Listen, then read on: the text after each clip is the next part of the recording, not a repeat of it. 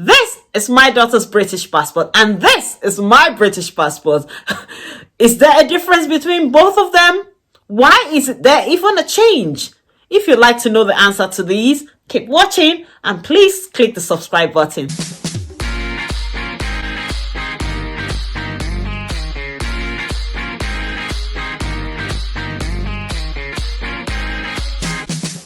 Guys, welcome back to our channel. It's always lovely to have you here. My name is Mina Essentia, and today I'll be telling you a little bit about the history of the British passport. Here we go. I have always associated United Kingdom and British passports generally with the red burgundy color, but has it always been the case? The answer to that is no. Honestly, the original British passport, which was invented in 1921, was navy blue. Can you imagine? Did you know that?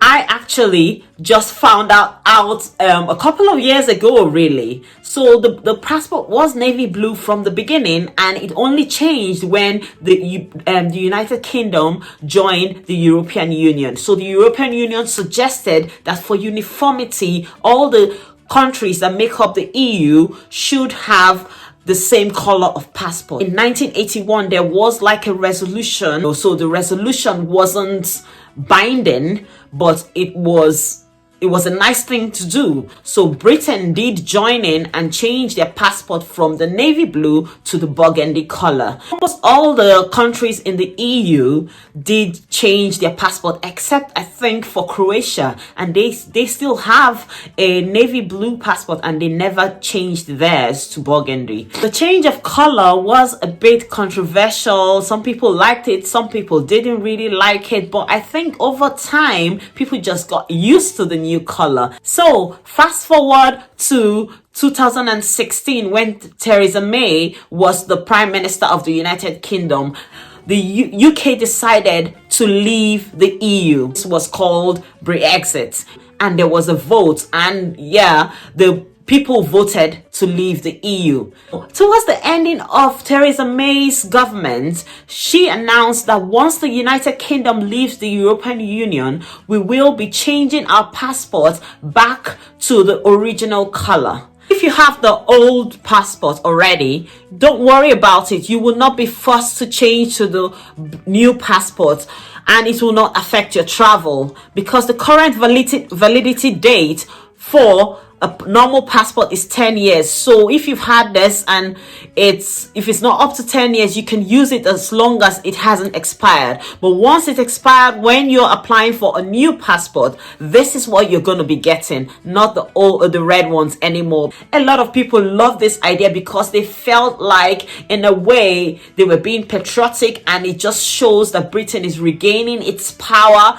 and its individuality and things like that. But also, the navy blue color is one of the most popular passport colors in the world.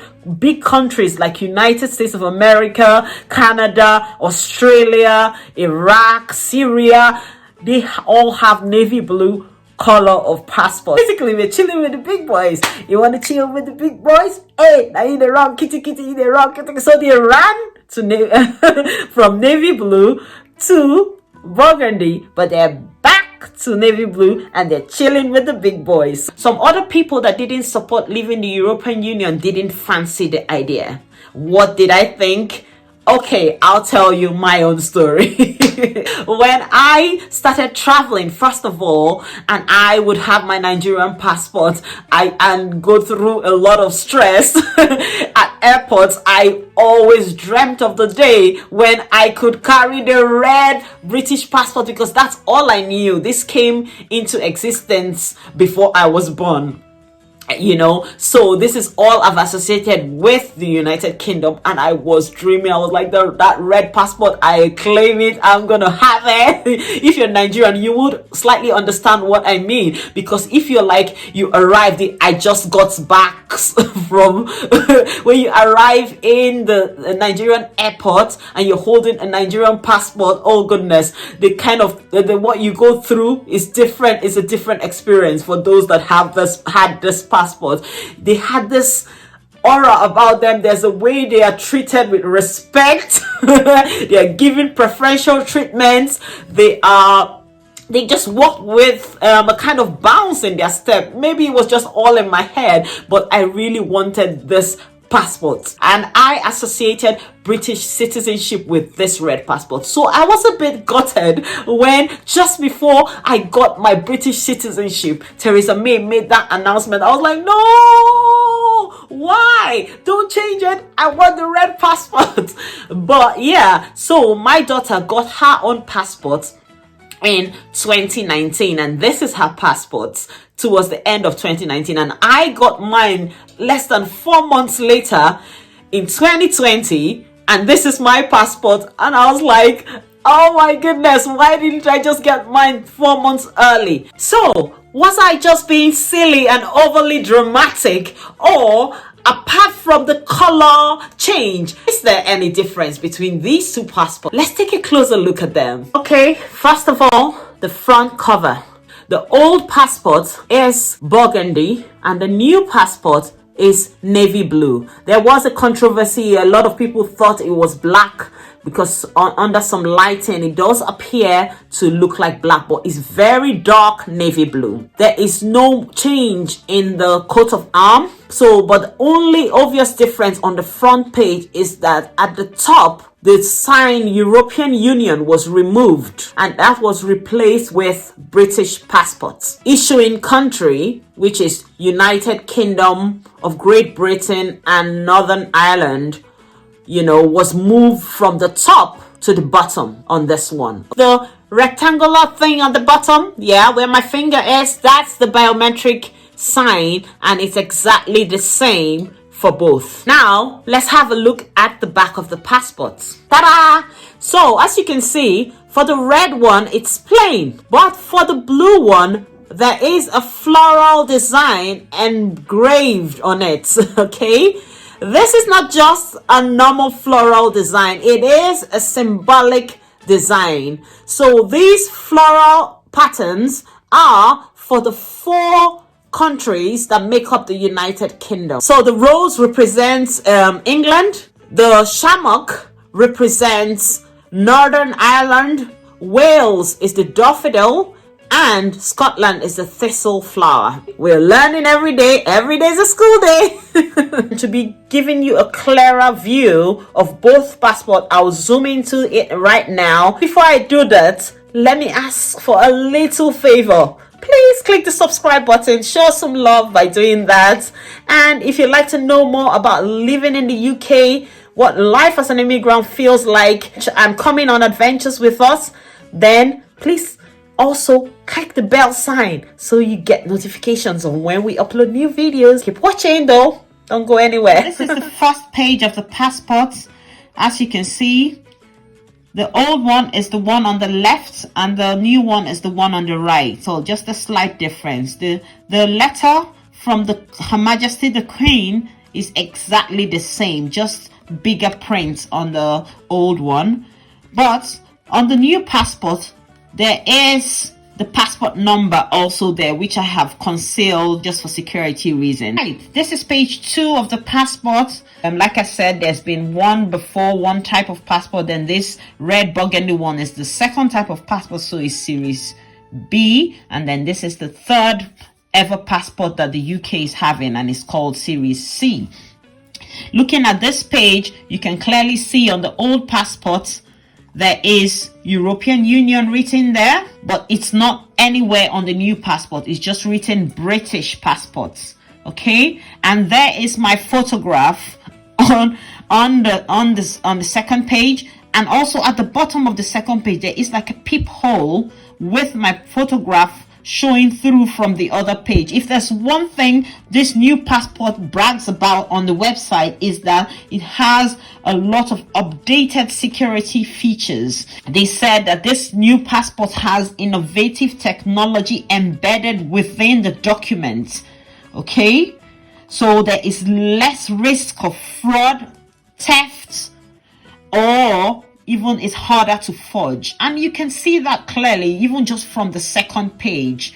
Okay, it's got my photograph embedded in this hard polycarbonate page, as opposed to this one that is just a paper. There are other things that you can see that clearly would make this new passport harder to forge. Like there's some intricate details. It's so amazing. See, over my photograph that I showed you before, if you look closely, you will still see the flowers, engraved over my face. The 4 flowers that was also at the back of the passport. And you see clearly here, there's an engraving of United Kingdom along the right hand side. That is nowhere on the other passport. There is the engraving of the passport number on the old passport, and there is also the engraving of the passport number at the bottom of the new passport. So that's one similarity, but apart from that, they're very different. Come to the third page. I'm loving this page. There is so much to discover on this page. There's a lot of similarities. First of all, the basic biodata that you need to put in is the same. So like name, surname, date of birth, nationality, and all that's the same if you look at both. However, there's a huge difference between these 2 passports. The old one is still paper, it's glossy, so it just looks like a laminated paper. The new one is like a hard plastic, a hard breakable plastic, almost like what you have for your British driver's license, but it's kind of transparent. It is definitely innovative technology, I tell you, because inside, look at this window here. It looks like you have something looks like money. You can see that this big UK is reflective. Is when you move around the biodata page, you see some intrinsic detail. It's tiny, but you can see my face through like a window, a small window, and underneath my face was my date of birth, which I concealed, but it's there. Looking closely, you can see over here, there's UK written on the side of the new passports, and it's reducing in size. You don't have things like that on the old one. In a lot of ways, this biodata page reminds me of the new pounds note. If you look closely around my big passport photograph, can you see that as I move it around, there's something that reflects? It does look like cardinal points, something that shows cardinal points, but if you bend it, it changes in color. It looks Great Britain all across like that if you keep looking. So there's time. Yeah, the UK government said that this new passport is more technologically advanced and environmentally friendly. I can see how it does have innovative technology embedded in it. Okay, within the document, there's so much intrinsic detail and hidden things, so it's going to be hard to forge. I don't know how it's environmentally friendly, but yeah, I definitely can tell that it's a more secure passport, or your data is more protected on this new passport just by looking at it. This one now just looks very basic to me. It does look like it's not an electronic passport, but it is. The old one was an electronic passport. Let's go on to the next page. Okay, this is the 4th page, and you can see that the write-up for both is the same, exactly the same. There's passport number on the bottom of both. You've got your passport photograph as well for both. However, for the old one, there is like a map design and the 4 flowers for the different countries. But on the new one, rather than have a flower, they put a place where you can sign your passport, and you have to sign this page. From my last video, you see a link in the description box below. I explained that you must declare when making the application that when you get the passport, you will sign it. So they put a space, hold that signature there. So I did sign mine over there. And yeah, next page. Okay, this is page 5, the page that shows notes. The bottom has your passport number for both of them. And then the write-up is slightly different. The old passport does show my daughter's place of birth, on there, but for the new passport it doesn't say my place of birth. But that's why I guess it has that, because it can be scanned and they can see my date of birth by scanning this electronic biometric sign. Another major difference here, the old passport just lists the different security feature information. For the new passport, rather than list the security features, it does just list the things that you would usually find on the biodata page. So like surname, given name, and things like that. For the old passport, on this page it says surname, given name, and all that shebang. But for this passport, it has started giving you empty pages, okay, where you could put your stamps. I just noticed something really interesting about this passports. They both have the passport number on the bottom of all the pages, but they also have the page number of the passport. For the new passport, the page number is written at the bottom, but the page number is also written there. It's quite tiny, but you can see it if I zoom in. However, for the old passport, the page number is written somewhere there. It's quite big, you know, but if you don't look well, you might not see that that is the page number. So that's page 6 of the old passport. I used to find that it was hard to find a particular page on the passports. Usually you keep flipping, and so now I will be flipping the old passport just to show you what it looks like throughout the pages, just quickly, and then I'll flip the new passport and show you what it looks like. Old passport shows great people from history of the UK, shows architecture and historic sites and things like that. That's what you would see. Things that tell you more about the UK basically just by looking at the photos. You see the underground, pier theater. So really great men and women. And you can see those page numbers are showing clearly on here as well for that. So it's quite interesting. Almost like you're looking through a book of the United Kingdom. Oh, this is the new passport. Again, as I said, I'll flip through it now, showing you. All I can see is just this cardinal sign on top of it, and the United Kingdom written all over it.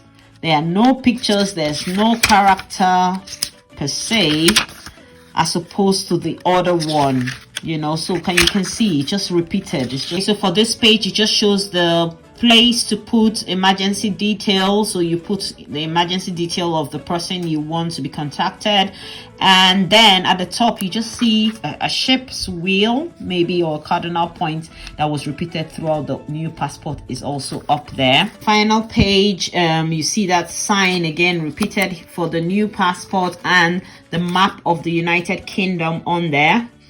And for the old passport, it's just like a clock and a ship. A last point I would like to give about the passports is that the old passport was produced in England by a company called Leroux.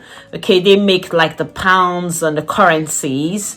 While the new passport is actually produced by a French company called Thales. They are based in Poland. So what an irony, right? They do employ a lot of Brits, okay, in the company. But yeah, it was quite funny to see that we've left the EU, but our new passport that signifies separation and independence from the EU is being produced in Poland, in the EU. Anyways, well done if you have watched till the end. You're awesome. But basically, what do you think about this? Like, did I have any reason to be upset about the change in passports? Which of the passports do you prefer?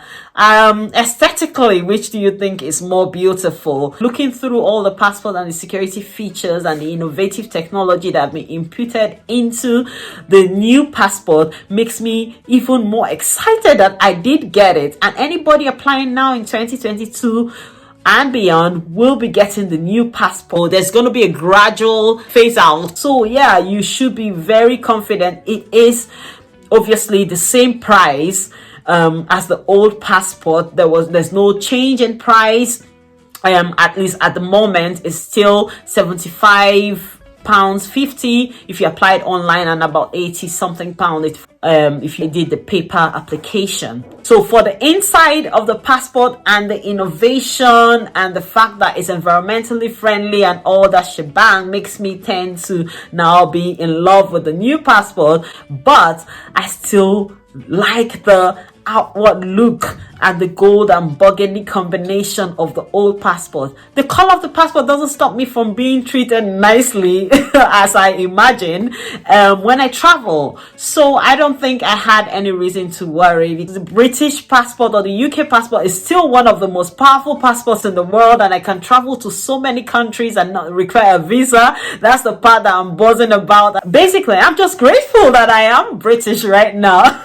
I feel protected, I feel respected, I feel secure when traveling to different countries around the world, as opposed to how I felt when I was traveling with my Nigerian passport. No offense, Nigeria, but I'm just keeping it real here. You know, I have the backing of the United Kingdom and the protection of the Queen. Basically, we're chilling with the big boys. So I'm proud to be chilling with the big boys. And if for any reason I don't like the navy blue color, or you don't like the navy blue color, there's an easy fix to that. You can get a passport cover. They sell it on Amazon and on eBay and everywhere. You can get the burgundy color and just put it over your blue passport and you're good to go. Thanks for watching till the end. I love and appreciate you guys. I'm gonna be doing more fun videos, so please subscribe. Until next time, keep living, loving and laughing. Bye.